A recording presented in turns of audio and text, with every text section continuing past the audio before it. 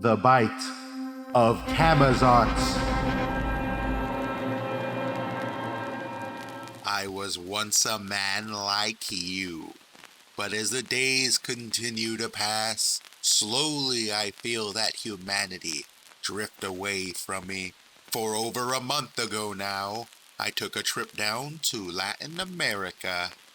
That is where I was attacked by something that I fear one day soon I will be.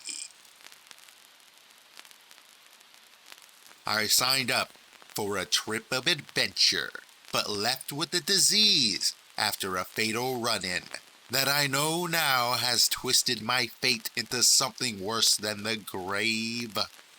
I was lost in a jungle for nearly a day. First I took shelter in a cave. That is where some kind of aura called me when I went into that deep dark nothing. In a trance I moved, for I do not know how long, until I heard the sound of something that made me feel as if everything was wrong. I snapped out of the trance, finding that I was now lost in that dark.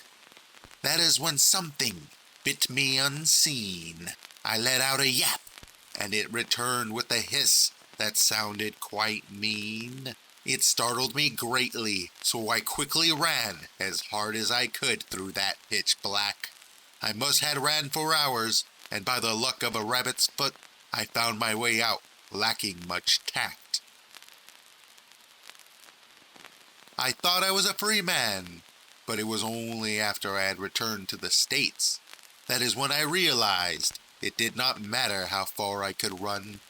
First I started to sweat, and slowly the sun became toxic.